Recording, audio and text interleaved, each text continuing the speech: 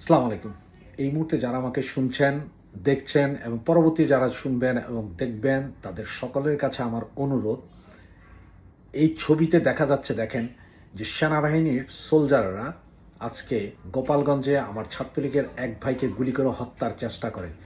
সে গুলি খেয়েও মারা না গেলেও না যাওয়ার কারণে তার গলায় সেনাবাহিনীর সে সোলজার পাড়া দিয়ে তার মৃত্যু নিশ্চিত করে।